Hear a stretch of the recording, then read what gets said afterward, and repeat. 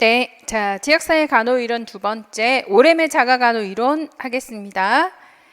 자, 오렘의 자가간호 이론에서의 핵심적인 개념들은 이렇게 자가간호라고 하는 것과 자가간호 역량, 자가간호 요구, 자가간호 결핍, 간호 역량, 간호 체계 요 여섯 가지의 개념이 을 돌아가면서 질문을 하더라는 거예요. 그래서 특히 이 자가간호 요구라고 하는 거요. 일반적인 요구냐, 발달적인 요구냐, 건강이탈 요구냐, 자가간호 요구의 정의가 뭐냐, 이런 것들을 질문했고요. 또 자가간호 결핍을 자가간호 요구와 역량의 단어로서 표현하라, 이렇게도 출제가 되었던 것 같아요. 그러니까 자가간호 결핍이라고 하는 거는 요구가 역량보다 클 때, 그죠? 요구가 역량보다 클 때, 요구라고 하는 것이 이렇게 역량이라고 하는 것보다 커질 때, 자가간호 요구가 역량보다 클 때 우리가 뭐가 발생한다? 결핍이라고 하는 것이 발생한다. 그리고 이런 자가간호라고 하는 것이 자가간호 요구라고 하는 것이 일반 요구냐, 아니면 발달 요구냐, 아니면 건강 이탈 요구냐라고 하는 것을 구분하는 것이 중요합니다. 그래서 일반적 요구라고 한다면 기본적인 요구, 공기, 물, 배설 이런 거. 발달 요구라고 한다면 임신, 배우자하고의 결혼, 이혼 이런 것들, 사망. 그리고 건강 이탈이라고 하는 거는 의학적인 질병 상태를 말하는 거죠. 네. 그래서 요구로서 표현을 하게 돼요. 자가간호 요구에 따라 자가간호를 할 수 있다면 자가간호 역량이 되는 거고요. 요구에 따라 자가간호를 할 수 없다면 역량이 부족해지니까 결핍이라고 하는 게 나타나고, 결핍이 되었을 때 간호 결핍이 나타난 사람들에게 간호 역량이라고 하는 게 나타나게 되고, 간호 보상을 전체를 보상을 할 것인가, 아니면 부분 보상을 할 것인가, 아니면 지지적인 교육을 할 것인가, 이렇게 구분하는 거죠. 그래서 오렘의 자가간호 이론은 딱 한 번 출제가 되었습니다. 요구를 물어봤고요, 자가간호 결핍을 물어봤어요. 하지만 앞으로도 자가간호라고 하는 걸 정의를 한다든가 간호보상 체계를 물어본다든가 하는 문제들은 충분히 출제가 가능합니다. 자, 오렘의 자가간호 이론에서 몇 가지 개념이 중요하다고 그랬습니까? 6가지 개념이 있어요. 뭐죠? 자가간호, 자가간호 요구, 자가간호 역량, 이들하고의 관계를 결핍, 자가간호 결핍, 그리고 결핍이 생겼을 때는 간호 역량이 발생하게 되고, 간호 역량에 발생했을 때 간호 체계에 따라서 보상이 되는 것이죠. 그래서 간호 체계에 따라서 보상을 합니다. 전체 보상을 합니까? 부분 보상이 됩니까? 지지적인 교육을 하면 됩니까? 이렇게 구분하게 되는 6가지 개념을 기억하셔야 된다. 그래서 키워드 자가간호, 자가간호 요구, 자가간호 역량, 간호 결핍, 간호 역량, 그리고 간호 체계. 됐죠? 그래서 프린트물 보십니다. 22페이지. 자가간호 요구란 자신의 건강을 회복, 유지, 증진하기 위해서 각 개인이 나름대로 시도하고 실행하는 활동. 여기서 일반적 자가간호 요구란 기본적 욕구를 충족시키는 행동. 기본적인 욕구 안에 물, 음식, 배설 등은 이해하는데 어떤 걸 놓치느냐? 고립, 상호작용, 위험으로부터의 예방, 이런 것들도 일반적 자가간호 요구라고 하는 거예요. 그래서 일반적 자가간호 요구의 범위가 크다 작다 굉장히 넓죠. 그래서 너무 외로워요. 사람들을 만나지를 못해요. 이게 다 일반적 자가간호 요구라고 하는 거예요. 그리고 나는 고혈압을 약을 먹으라고 하는데 무슨 약이에요? 차를 잘 달여 마셔요. 민간요법에 의존하는 거죠. 네, 이렇게 지식이 부족한 것도 일반적 자가간호 요구예요. 왜? 위험으로부터의 예방이 안 되니까. 자가간호 요구죠. 기능 증진, 이것도 일반적 자가간호 요구예요. 예를 들어서 폴리카테터를 끼고 있는데 폴리카테터를 늘 이게 유지를 해야 되는데 그냥 폴리카테터를 계속 교환해야 되는데 삶아서 쓰고 있어요. 뭐 이런 거죠. 그래서 기능 증진이 필요하다.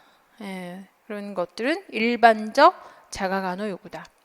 발달적 자가간호 요구라는 것은 역할에 관한 거죠. 내가 결혼했으니까, 내가 임신했으니까, 또는 자녀가 결혼을 출가를 했으니까, 내가 은퇴를 했으니까, 이런 것들은 발달적 자가간호 요구. 자, 건강이탈 요구는 가장 잘 이해할 겁니다. 병리적인 상태를 말하는 거라 건강이탈 요구라고 하는 것이죠. 그래서 오렘은 이렇게 간호라고 하는 것을 자가간호를 하는 데 있어서 자가간호를 못하는 사람들의 요구를 구분하도록 얘기하고 있는 것이죠. 자, 자가간호 역량이라는 것은 자가간호 활동을 수행할 수 있는 능력, 즉 자가간호 활동을 수행할 수 있는 지식, 기술, 태도, 신념, 가치, 동기화를 자가간호 역량이라 그럽니다. 자가간호 그다음 개념, 자가간호 결핍. 자가간호 결핍이란 자가간호 요구가 자가간호 역량보다 클 때 나타나는 겁니다. 간호 역량이란 자가간호 결핍이 일어난 사람에게 요구의 종류와 이를 충족할 수 있는 역량의 정도에 따라 간호의 필요성을 결정하는 것이죠. 그리고 설계해서 제공하는 간호사들의 능력을 간호 역량이라고 합니다. 그래서 간호 체계가에 따라서 이 역량에 대한 보상을 해주게 되는데 전체 보상 체계는요. 자가간호 활동을 수행하지 못하는 상황에서 자가간호를 전적으로 도와주는 것을 말하고요. 부분적 보상이라는 건 일반적인 자가간호 요구는 충족할 수 있는데 건강이탈 요구 충족을 위해서 도움을 필요로 하는 사람들에게 하는 것이고, 교육적 지지라는 것은 자가간호 요구를 충족하는 자원은 있으나 의사결정이나 행위조절, 지식기술 획득에 간호사의 도움이 필요한 것을 말합니다. 자, 오렘에서 지역사회 간호의 사정을 할 때도 1단계 사정을 할 때 요구를 사정하고요. 2단계 사정을 할 때는 역량을 사정을 하게 되죠. 그래서 1단계 사정, 2단계 사정 내용을 꼭 기억하셔야 되고, 진단은 결핍을 중심으로 기술하고 있습니다. 그러면 사례에 적용해서 한번 살펴보도록 할게요. 최 씨 가족이고요. 최 씨는 53세, 큰아들이 28세, 김 씨는 57세, 자, 큰며느리 25세, 손자 4세 이렇게 모여서 살고 있는데 최 씨가 가게 사업에 부도가 났어요. 그래서 아파트 경비로 일하고 있습니다. 53세예요. 그런데 뇌졸중이 생겼어요. 그래서 거동이 불편합니다. 최 씨는 거동을 못해서 부인 김 씨가 일상생활을 봐주고 있어요. 욕창이 생겼어요. 재활 운동을 하지 않아요. 화를 냅니다. 김 씨는 대소변을 혼자서 받아내요. 빨래도 혼자서 하고 있습니다. 그리고 최 씨와 김 씨는 이 와중에도 짠 음식을 좋아해요. 고혈압이 있어요. 김 씨가 170에 90까지. 그러나 약은 먹고 있지 않고 이웃에서 권하는 차만 마시는 거. 민간요법 하고 있는 거예요.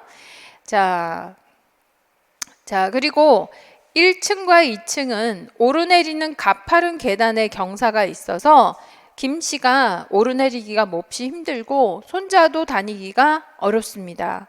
여기서 퀘스천입니다. 이 요구를 구분하라. 요구는 세 가지가 있었어요. 뭐죠? 일반적 요구, 그리고 요구 세 가지. 이름부터 기억하셔야지. 일반 요구, 그리고 건강 이탈 요구, 그리고 발달 요구였죠. 이 중에서 1. 짜고 자극성 있는 음식을 섭취하고 불규칙한 식습관, 영양 섭취는 일반적 요구죠. 영양이니까 일반. 자, 편마비가 심해서 욕창이 있다. 누워있기 때문에 욕창이 있다. 이건 건강 이탈이죠. 병리적인 거. 3.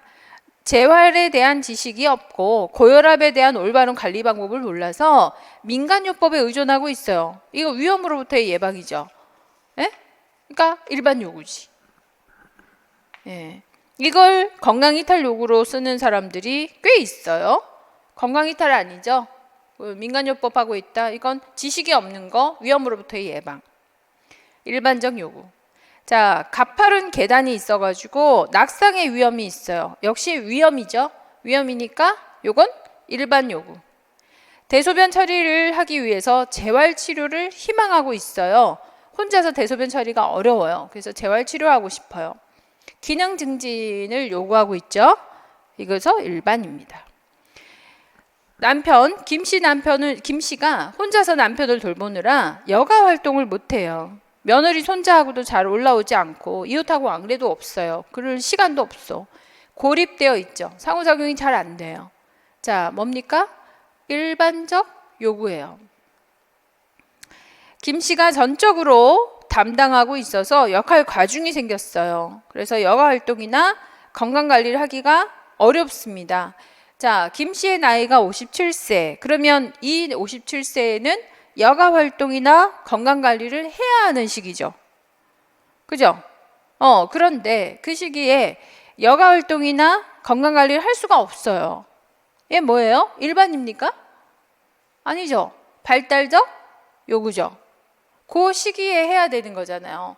결혼을 했으니까 아기가 생기는 게 당연하고, 50대가 넘어가니까 은퇴를 하는 게 당연하고, 은퇴를 했으니까 출가시키는 게 당연하고, 뭐 이런 그런 시기마다의 내용들이 있잖아요. 50대 후반이니까 이제 여가 생활도 하고 건강관리도 하고 해야 되는데 그럴 여유가 없어요. 너무 역할 과중이라 발달적 요구죠. 자, 아들이 퇴근 후에 2층에 올라와서 최씨 재활을 돕고 있어요.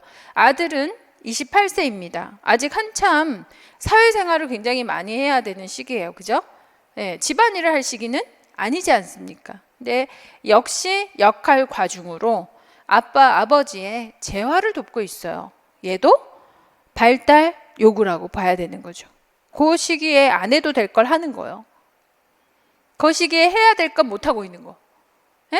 그런 것들이 발달 요구다. 이렇게 생각하시면 돼요. 생각보다 발달 요구가 어렵죠. 네. 그러면 오래매 자가간호의료는 발달 요구가 이 시기에, 그 사람의 그 시기에 해야 될 일을 못하거나 안 해도 될 일을 하는 거. 이게 발달 요구구나. 이렇게. 아니 10대에 가장이다. 10대에 공부해야 되는데 10대에 집안일을 돌보고 있어. 이건 뭐예요? 발달 요구지. 일반 요구예요? 발달 요구잖아요. 무슨 말인지 아시겠죠? 그래서 일반적인 요구는 고립이라고 하는 것과 이제 지식이 없는 거 이런 것들만 일반 요구에 잘 포함시킨다면 어려움이 없고 발달 요구를 일반 요구인가 건강 이탈인가 막 이렇게 고민하시는 분들이 계세요. 약에 의존하지 약을 잘 안 먹어요. 이렇다고 해서 건강 이탈은 아니거든요. 건강 이탈이라는 것은 확연한 병리적인 상태를 건강 이탈이라고 얘기합니다. 그래서 건강 이탈 요구는 딱 봐도 건강 이탈이라는 걸 잘 판단하세요. 근데 애매한 것이 뭐냐? 약을 잘 안 먹네? 위험으로부터의 예방. 일반 요구. 역할 과중으로 굉장히 피곤해하네. 건강관리를 못하네. 여가생활을 못하네. 이거를 이제 일반 요구 이렇게 생각하는데 발달 요구 이렇게 되는 거죠. 자, 그러면 출제 문제는 어떻게 나왔을까? 2007년도에 한 번 출제가 되었습니다. 자, 한 번밖에 출제가 안 됐다라는 건 앞으로 출제 가능성을 매우 많이 갖고 있다라는 거죠. 출제를 한다면 6가지 개념 중에 질문을 할 수 있을 거예요. 그래서 6가지 개념만 어렵지 않습니다. 한 바닥이면 끝나는 거니까 백지노트 잘 활용하셔서 머릿속에 확 넣어 놓으시면 4분의 4점 받을 수 있는 내용이에요. 자, 다음에 요구의 유형을 구분하라 그랬습니다. 골절 부위에 심한 출혈로 의식장애를 받았어요. 의식장애가 있어요. 이 병리적인 거죠. 확연히 건강 이탈 요구입니다. 자, 두 번째, 운동 후에 발안으로 인해서 갈증이 생겼어요.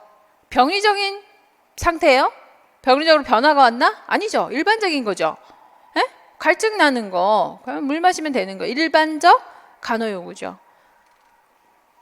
초경이 됐어요. 그래서 어떻게 해야 될지를 모르겠어. 지식 부족. 부적절한 대처가 생겨버렸어.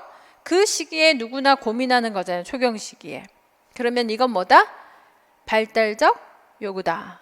시기별로 고민하는 것들을 하거나 부족하거나 못하거나 잘하거나 아니면 부족하거나 그 시기에서의 고민들은 발달적 요구라고 하는 거죠. 자, 그리고 간호결핍이라고 하는 것을 오렘의 두 가지 개념을 이용해서 설명해라 그랬어요. 그러면 간호 역량이 간호 요구를 충족하지 못할 때 간호결핍이 발생한다 이거겠죠, 그죠? 그런 형태로 출제가 되었습니다. 어렵지 않아요. 6개 개념을 잘 파악하시면 됩니다. 자, 세 번째 이론이에요. 지역사회 간호 이론의 마지막 로이의 적응 이론입니다. 자, 로이의 적응 이론.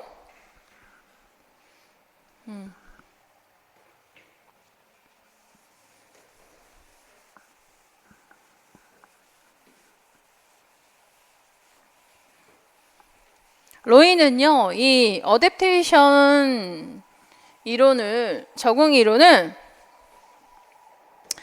이렇게 표현하고 있어요. 끊임없이 환경으로부터 이렇게 자극을 받고 있다. 이를 투입이라고 얘기하고 있어요. 투입이 되고 있고, 투입이 됐을 때 뭐가 투입돼? 자극이 투입되는 거죠. 그죠? 자극이 투입이 되면 여기서 조절합니다. 조절 과정을 거치게 돼요. 이 조절 과정에서 대처 기전을 활용을 하거나 또는 적응 양상을 보이거나 이렇게 적응 양상을 보이거나 이렇게 조절하는 거죠. 대처 기전을 활용을 한다면 조절하거나 인지하거나 대처를 할 때 조절하거나 인지하거나 조절이라는 것은 주로 생리적인 적응을 말하는 거고요. 생리적인 적응. 그리고 인지 기전으로 조절을 하게 된다면 자아 개념의 적응 양상을 활용하거나 또는 역할 기능의 적응 양상을 활용하거나 상호 의존의 적응 양상을 활용하거나 하게 되는 거예요. 이를 조절 과정이라 그래요. 그래서 대처 기전을 활용하거나 적응 양상으로 활용을 했을 때 결국은 마지막 산출 과정에서 산출은 두 가지의 적응이 나타나요. 확실히 어댑테이션, 적응 반응이 나타나거나 아니면 비적응을 뭐라고 표현하고 있습니까? 비효율적 반응이다 라고 표현을 하고 있는 것이죠. 비효율적인 반응이다 이렇게 얘기를 하고 있어요. 이래서 비효율적 반응, 산출 과정에서 적응이 아니라 비효율적 반응이 나타난다면 다시 자극으로 피드백이 되겠죠. 자극이 온다면 이 자극은 세 가지. 초점 자극인가 아니면 연관 자극인가 아니면 잔여 자극인가 이렇게 질문하고 있어요. 그래서 모든 스트레스가 투입될 때는 초점 자극, 연관 자극, 잔여 자극으로 투입이 되는 거죠.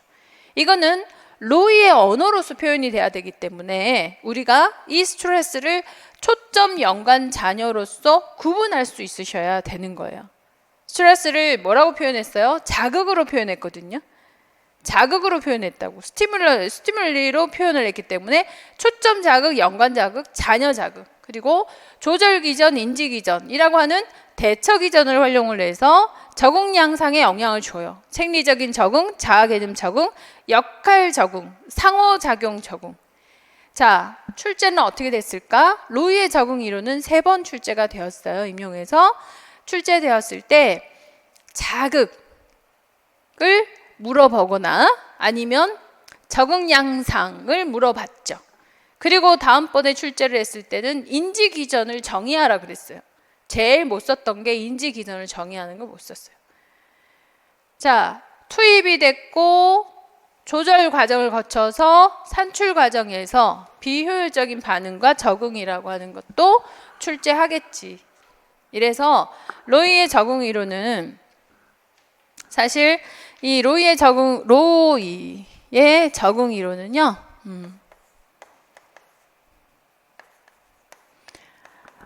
이 1970년대에 나와가지고 1970년대에 마구 간호계를 다 뒤흔들었던 이론입니다. 왜냐하면 우리의 모든 관점이 신체, 병리 이런 것들에만 관심을 가졌던 건강이었기 때문에 이 건강의 개념에서 대처기전과 그리고 적응, 양상이라고 하는 것으로 이 적응을 잘만 한다면 사회적으로 그래서 적응을 잘한다 역할이라든가 아니면 자아 개념이라든가 아니면 상호작용이라든가 하는 것까지 이게 다 뭐예요? 정신적인 것과 사회적인 개념까지 끌고 들어온 거죠. 그래서 생리적인 적응 양상은 물론이고 신체 병리적인 건강에만 집중하고 있었던 부분에서 생리적인 부분을 포함을 해서 역할, 자아, 상호작용까지 적응하는 것을 강조하게 됐거든요. 그래서 정신적인 건강, 사회적인 건강, 그 건강의 개념의 폭을 엄청나게 확대시킨 학자가 로이예요.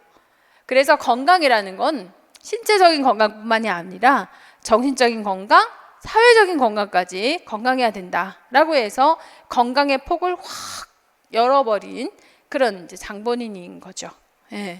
그래서 이 개념은 50년대에 나왔지만 70년대 이 개념들이 엄청나게 활성화가 되면서 로이의 적응 이론을 적응이 잘 됐다, 적응이 잘 되거나 비효율적이다 이렇게 결론이 나고 비효율적이면 다시 적응이라는 과정에다가 자극이라고 하는 형태로 투입을 시켜가지고서 다시 리셋 시키는 거죠. 리셋 시키려고 그러면은 대처 기전을 활용하거나 적응 양상을 활용하면 된다. 대처 기전에는 두 가지가 있어요. 뭐가 있나요? 조절 기전과 인지 기전. 자, 로이는 조절 기전을 강조하고 싶었을까요? 인지 기전을 강조하고 싶었을까? 인지 기전을 강조하고 싶었겠지. 야, 감염병이 도는 건 감염병이 딱 왔어. 그러면 설사를 안 하기 위해서 설사를 덜 하기 위해서 부드러운 음식 죽 먹으라. 이게 더 중요한 게 아니야. 손 씻어야지. 이게 더 중요하다.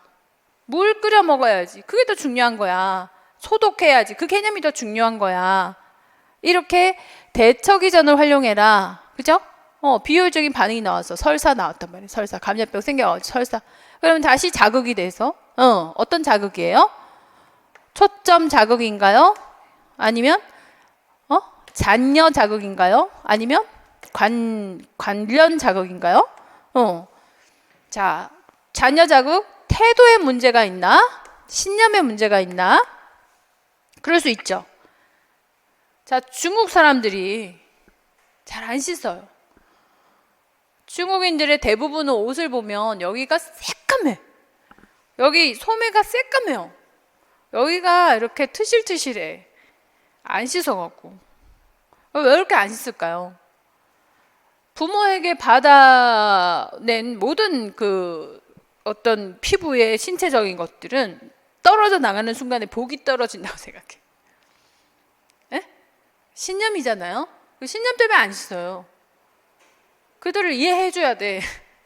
그들은 그게 복 나간다고 생각하니까 복에 너무 미쳐 있어가지고 잔여 자극 때문에 감염병이 많이 생기는 거예요. 근데 아이러니하게도 이 사람들은 그렇게 잘 안 씻어서 항체가 엄청나게 많아요. 그래서 그들이 못 견뎌내는 항체 있죠. 못 견뎌내는 항원이 들어왔을 때는 전 세계는 다 싹쓸이 되는 거지. 그래서 항상 중국에서 먼저 많이 생겨가지고 전 세계에 퍼뜨리는 그런 역할을 많이 해요. 그건 중국인들이 그 면역력이 너무 강하기 때문에 중국에서 면역이 해결이 안 되면 다른 데 오면 다 싹쓸이 되는 그런 학설이 있어요. 이해 가시지? 그거는 이게 초점 자극이 아니라 잔여 자극인 거예요. 그리고 초점 자극도 아니고 병리적인 것도 아니고 태도도 아니면 그 외에는 모두 관련 자극이다, 연관 자극이다 이렇게 표현을 하는 거죠. 그래서 연관 자극은 자극 개념이 좀 쉬운데 잔여 자극만 구분한다면 연관 자극은 구분되겠지. 자극이 와서 조절합니다. 인지기전, 조절기전. 그리고 적응의 양상에서 생리적인 적응 양상, 또 자아, 개념, 적응 양상, 또 역할, 기능, 적응 양상, 상호, 의존, 적응 양상. 이 자아 개념에는 신체적인 자아가 있고요. 개인적인 자아가 있다. 자, 이것도 출제가 되었습니다. 주로 신체적인 자아를 질문할까? 개인적인 자아를 질문할까? 개인적인 자아를 질문하겠지. 대처 기전에서 조절 기전을 물어볼까? 인지 기전을 물어볼까? 인지 기전을 물어보겠지. 자극에서 초점, 잔여, 관련 자극 중에서 주로 뭘 물어볼까? 잔여 자극이나 관련 자극을 자주 물어보겠지. 안 그래요? 로이가 제시했던 게 뭔데? 건강은 신체적인 것뿐만이 아니라 정신, 사회적인 건강도 엄청나게 중요하다. 이것이 엄청나게 자극이 돼서 다시 투입이 될 거다. 이런 인지적인 것이 제대로 해결되지 않았을 때 비효율적인 반응이 나타나고, 비효율적인 반응이 나타나면 다시 자극의 형태로서 이 간호중재를 하게 될 거다라고 얘기하는 거예요. 그래서 출제도 포인트가 잔여, 관련 자극, 인지 기전, 그리고 자아 개념, 역할 기능, 상호 의존의 양상. 이 부분들이 생리적인 것보다는 훨씬 더 많이 출제를 하는 거예요. 출제 포인트들인 거지. 무슨 말인지 아시겠어요? 네. 너무 당연한 거 아니야? 이렇게 조금 더 분석적으로 나가게 되면 훨씬 더 여러분들이 공부하기가 수월해요. 모든 분야에서 분석적으로 전략을 세운다면 공부하는 분량을 훨씬 더 많이 줄여줄 수 있다. 제가 제일 잘하는 거잖아요. 여러분들의 공부 분량을 줄여주는 거. 그렇지만 적중력은 굉장히 높아지는 거. 그런 부분들이 필요하지. 자, 로이의 적응 이론에서 우리가 꼭 기억해야 되는 건, 자, 25페이지겠죠. 자극에는 초점 자극, 즉각적이고 직접적인 사건, 그다음 관련 자극이란 초점 자극 외에 다른 모든 자극, 피곤, 소화불량, 우울 등 잔여 자극이란 측정되기 어려운 신념, 태도, 개인의 성품. 대처 기전에서 조절 기전이란 자율신경계 반응, 호르몬계 반응, 정신신체 반응들, 자극이 투입됐을 때의 반응들, 자율신경계 반응. 자, 인지 기전이란 자극이 투입되었을 때 인지적인 정보 처리 과정, 주의 집중 기억, 학습, 모방 강화, 판단, 정서 과정을 통해서 나타나는 심리적인, 사회적인 반응 기전이다. 요걸 정의하시오가 출제가 되었습니다. 그리고 적응의 양상이라는 건 생리적인 양상, 자아 개념 양상, 역할 기능 양상, 상호 의존 양상인데, 자아 개념 양상이란 신체적인 자아와 개인적인 자아. 신체적인 자아란 신체적으로 자신을 지각하고 형성하는 능력, 감각과 신체상을 포함합니다. 개인적인 자아란 자신의 성격, 기대, 가치에 대한 평가, 윤리적인 자아, 자아 일관성, 자아 이상, 기대, 이런 것들을 개인적 자아라고 얘기하는 거죠. 역할 기능의 양상이란 부여된 사회 지위에 따른 의무 수행, 가족 구성원들이 맡은 역할, 의사결정, 의사소통 이런 것들이고요.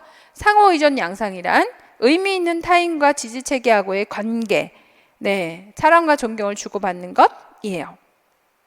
그래서 로이는 적응 이론을 적용해서 간호 과정을 적용을 해보면 사정할 때 1단계에서 제일 먼저 사정해야 되는 건 적응 양상이라고 얘기하고 있고요. 적응 양상을 사정한 후에 2단계는 자극을 사정합니다. 그래서 사정의 내용을 가장 출제를 많이 하는 거죠. 어떤 양상인가요?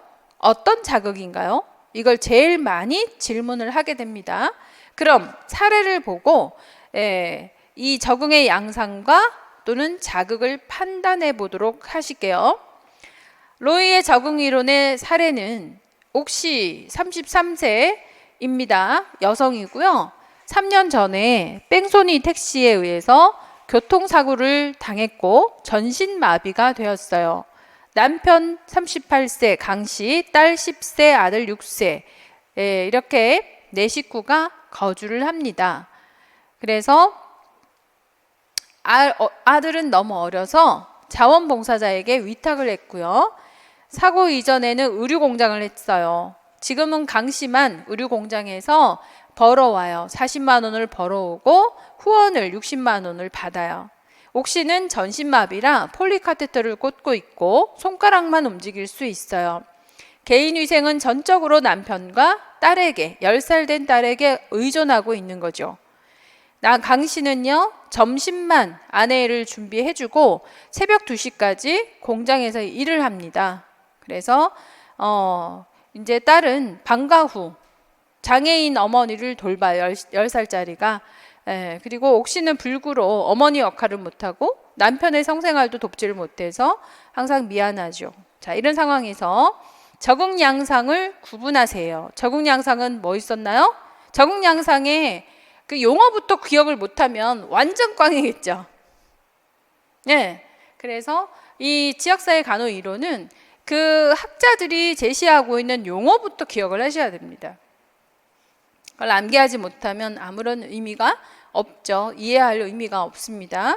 자, 생리적인 양상, 그리고 역할기능 양상, 자아개념 양상, 상호의존 양상 이렇게 네 가지가 있었어요. 그 중에 1. 복지관에서 2주에 한 번 밑반찬을 제공하고 남편이 점심 저녁 식사를 준비해줘요. 생리적인 거죠. 2. 이웃이나 교회 모임을 통해서 정보를 주고받아요. 이건 상호의존 양상이겠죠. 3. 딸과 대화를 못해요. 옥시하고 딸은 대화를 많이 못하지만 애정관계가 밀접합니다. 딸이 늘 엄마를 돌봐주고 있어요. 그런데 아들은 어때요? 위탁해가지고서 맡겨놓고 있잖아요. 그래서 자원봉사자를 친부모로 알고 있어요. 그래서 아들이 옥시를 못 만나면 싫어해요. 방문을 꺼리죠. 그래서 엄마는 힘들어요. 자, 자아개념 양상이겠죠. 엄마라고 하는 어떤 이미지가 없잖아. 엄마가 아닌 것 같아서 괴로워요. 엄마 역할을 제대로 못하고 있는 거잖아요. 그게 역할 양상일까? 역할 기능 양상인가? 아니면 자아 개념 양상일까? 이 역할 기능 양상이라는 것은 뭐가 해당이 되냐면요. 역할 기능 양상하고 자아 개념 양상하고가 엄청 혼돈이 될 수 있어요. 역할 기능 양상은 가족들의 의사결정, 의사소통 이런 것들이 역할 기능 양상이에요. 지금 이 엄마가 느끼는 것은 의사소통이나 의사결정을 하는 데 있어서의 어려움을 얘기하는 게 아니고 본인의 어떤 자아상, 자아에 대한 기대 이런 것들의 혼란을 말하는 거잖아요. 그래서 개인적인 자아에 대한 자아 개념 양상입니다. 가족의 결속력 이런 것들이 없는 거죠. 그래서 개인적 자아에 해당이 되는 자아 개념 양상이다. 이렇게 봐야 되는 거예요. 그러면 어떤 것이 역할 기능 양상이냐? 4 보세요. 강 씨는 늦은 출퇴근 시간으로 딸과 거의 접촉을 못하나 아내하고는 대화를 자주 한다라고 했거든요. 아내하고 대화하는 의사소통은 문제가 없어 보입니다. 그죠? 이건 역할 기능 양상이에요. 의사소통이 잘 돼. 5. 집안 정돈이 안 되고 쓰레기. 이건 생리적. 6. 경제 어려움으로 전문 치료를 못 받고 폴리카테트를 삶아서 재사용하고 있어요. 역시 생리. 7. 역할 부담이 커가지고 강씨 남편입니다. 직장에, 가사에, 살림에, 간병에, 딸 돌봄에 역할 부담이 커요. 그래서 스트레스를 많이 받고 있습니다. 이건 역할 기능 양상일까요? 아까 역할 기능 양상이 뭐라고 그랬죠? 이 역할이라고 하는 게 또 어디서 나왔나요? 이 다른 이론에서도 역할이라고 하는 것들이 나오다 보니까 혼돈될 수 있거든요. 의사소통. 여기서 로이의 역할 기능 양상에는 의사결정, 가족 구성원의 역할, 의사소통 이런 것들이, 그러니까 의무 있죠. 지위에 따른 의무. 이게 역할 기능 양상이에요. 근데 여기서는 스트레스를 많이 받고 있다. 역할 부담이 커서까지가 아니고 스트레스를 많이 받고 있다. 이거예요. 이거. 그래서 휴식에 대한 욕구가 커지는 걸로 봐서 이건 생리적인 양상이다. 이렇게 판단이 됩니다. 8. 강 씨는 가장으로 가정의 책임을 위해서 새벽 2시까지 일해요. 이게 뭐겠어요? 역할 기능 양상이죠. 지위에 따른 의무 수행. 7번과 8번의 차이를 감지하셨으면 좋겠습니다. 그 다음 이웃 장애인 단체 교회 모임을 통해 정보를 주고받아요. 교회 모임이니까 상호 의존이겠지. 천주교를 믿고 정신적인 영적인 지지를 종교가 지지가 되고 있다. 이건 이제 그래서 혹시는 환자로서 의존적 경향을 보인다. 주변 사람들에게 의존적인 경향을 보인다. 자, 의존이라 그랬어요. 그래서 이게 역시 자아에 대한 어떤 평가, 의존적이다. 응? 자아 개념 양상 중에서도 뭔 것 같아? 개인적 자아에 해당이 되겠지. 복지관으로부터 의료 혜택을 제공받고 자원봉사자하고 연결돼 있다. 이건 상호 의존 양상이겠죠. 자, 이렇게 해서 양상 구분했고요. 퀘스천 두 번째. 자극의 유형을 구분하세요. 그랬어요. 요도가는 삶아 쓰고 소변백은 물에 씻어가지고 재활용하고 있다. 자, 초점 자극 아니죠. 잔여 자극도 아니죠. 그럼 연관 자극이에요. 폐기해야 되는 의료 소모품을 아깝게 생각하고 있다. 아깝다. 태도잖아요. 잔여 자극이죠. 식이 조절을 하지 않아서 하복부 비만이 심하다. 자, 초점 자극 아니잖아요. 연관 자극, 잔여 자극 아니죠. 연관 자극이죠. 비만입니다. 식이 조절을 의지가 없대. 의지가 없다. 가치 신념이죠. 잔여 자극이지. 재활 침대에서 현기증으로 순간적인 의식 소실이 되는 게 두려워서 침대 생활을, 재활 침대를 꺼리고 있다. 꺼린다. 두렵다. 잔여 자극이죠. 네. 무슨 말인지 아시겠어요? 그래서 초점 자극이 아니라면 잔여 자극을 파악하면 돼요. 이게 둘 다 아니면 연관 자극이죠. 이렇게 해서 2008년 출제 문제 보세요. A형 간염에 이완되었어요. 그러면 자극은 초점이에요? 초점이지. 초점 끝났네. 손 씻기 습관이래. 습관이니까 초점 아니고 습관이니까 잔여죠. 잔여 자극이네. 자, 급식실의 급수 환경이에요. 초점 자극이에요? 아니죠. 그리고 잔여 자극이에요? 태도 아니죠. 그러면 연관 자극이겠네. 이렇게 이제 판단하는 거죠. 그래서 항상 로이의 적응 이론의 자극은 초점이냐 잔여냐를 구분하고 아니면 연관 자극으로 판단하시면 돼요. 자, 적응 모드. 감염 학생이 피로와 오심을 호소를 했어요. 피로하고 오심이다. 생리적인 양상이겠네. 친구들로부터 따돌림을 당해서 외롭다라고 했어요. 외로움을 경험함. 따돌림을 당해서 친구하고의 관계를 얘기하고 있는 거잖아요. 그래서 상호의존 양상. 자, 황달로 인해 가지고 신체의 상을 손상당했대. 신체 상이니까 자아 개념 양상 중에 신체적 자아겠네요. 그죠? 자, 19년 출제 문제 또 출제가 되었습니다. 로이의 이론에서 연관 자극, 잔여 자극을 제시하더라고요. 저는 잔여 자극이 잘 이해 안 돼요. 잔여 자극은 신념, 태도, 성격입니다. 그래서 이런 자극들이 조절 기전과 니은에 영향을 미치는 거군요. 라고 했어요. 자, 연관 자극의 개념을 써라. 이거 문제하고요. 니은에 해당하는 용어, 조절 기전과 어떤 기전이 있나요? 이거예요. 조절 기전과 인지 기전이겠죠. 그 인지 기전에 대한 개념을 설명해라 라고 정의를 물어봤고요. 그 다음 디귿, 자아 개념. 자아 개념의 하위 구성 요인 두 가지를 제시하시오 라고 했으니까 신체적인 자아와 개인적인 자아를 얘기하고 있어요. 그래서 전부 다 그 로이의 적응 이론이 출제되었을 때 19년도 출제 문제에서는 정의들을 물어봤네요. 정의부터 기억하는 걸로 정리하셔야 될 것 같습니다. 자, 연관 자극이란 초점 자극 외 행동 유발에 관련된 모든 자극, 예를 들어 피곤하다, 일이 늦어질 것에 대해서 근심거리가 많다, 이런 것들. 자, 그 다음 인지 기전의 정의는 자극이 투입될 때 인지적인 정보 처리 과정, 학습, 판단, 정서, 이런 복잡한 과정을 통해 반응하는 하부 체계의 대처 기전이다, 이렇게 얘기하는 것이죠. 자, 그리고 하위 구성 요소, 자아 개념의 하위 구성 요소, 신체적인 자아란 신체적으로 자신을 지각하고 형성하는 능력, 자신의 신체에 대한 주관적인 생각, 즉 감각과 신체상을 포함한다. 개인적인 자아란 자신에 대한 성격, 기대, 가치에 대한 평가를 말한다. 그러니까 자기에 대한 평가 있잖아요. 난 쓸모없다, 이런 거 있잖아요.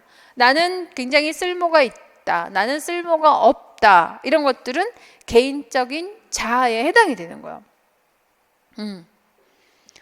난 복지관에서 난 복지관이 오니까 너무 좋아. 난 복지관이 있으면 내가 너무 의지하고 싶어. 이건 뭐예요?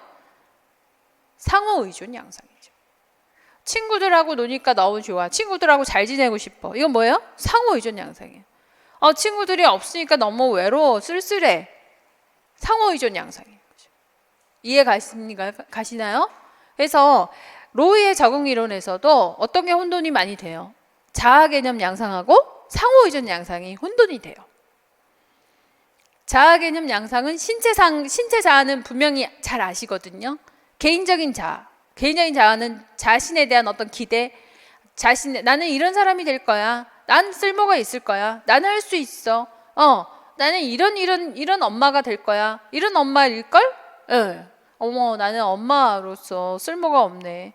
애들을 키우지도 못하고, 남편한테도, 아내가 제대로 되지도 못하고. 난 뭐 하고 있지? 이건 뭐예요? 자아 개념 양상이라는 거예요. 네? 이해 가시죠? 근데 복지관에서 안 오니까, 아이고, 이거 뭐 복지관에서 안 오면 나 어떡하지? 이거 도시락도 가지고 와야 되고, 복지관에서 안 오면, 내가 우리 딸도 어려울 텐데, 복지관에서 빨리 안 오고 걱정이 되네? 이런 것들은 다 상호 의존 양상이죠. 의지하고 있으니까. 이해 가시나요? 그래서 상호 의존 양상하고, 자아 개념 양상하고만 혼돈하지 않으면 적응 이론에서는 석세스한 거예요. 자, 조절 과정 중에 적응 양상이 어렵다. 적응 양상이 어려운 건 역할 기능 양상과 자아 개념 양상을 혼돈하든가, 아니면 자아 개념 양상과 상호 의존 양상을 혼돈하든가, 이렇게 돼요. 역할 기능 양상은 어떤 걸 말한다 그랬습니까? 역할이에요. 그야말로 자기가 맡은 역할이거나 아니면 의사결정, 의사소통, 이런 부분들이 역할 기능 양상에 해당이 된다 그랬어요. 상호 의존 양상은 의지하는 거예요. 누군가가 있어야지 외롭지 않고, 누군가가 있어야지 내가 뭘 할 수 있고 하는 것도 있죠. 누군가와 함께, 이런 것들이 포함이 되는 건 상호 의존 양상이에요. 쓸모있다 없다로 평가하는 건 자아 개념 양상이에요. 그 세 가지 어려워서 적응 양상이 출제 많이 되고 많이 틀려요. 자, 로이의 적응 이론은요, 세 가지 이론 중에서 제법 출제가 많이 되는 거고요. 출제가 될 때마다 점수가 잘 안 나오는 건 혼돈하기 때문에 개념이 정확해야 됩니다. 그래서 용어부터 정확히 기억하시고, 자극과 적응 양상이 제일 많이 출제가 된다 생각하시고요.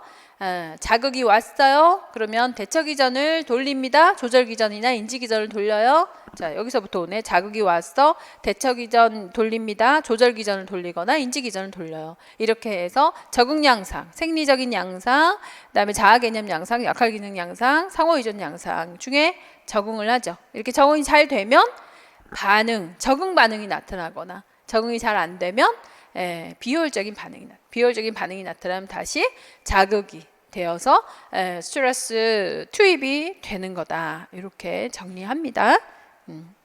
자, 여기까지가 지역사회 간호 이론들이었어요. 오늘 지역사회 기획 모형 했어요. 기획 모형 3가지 정리했고요.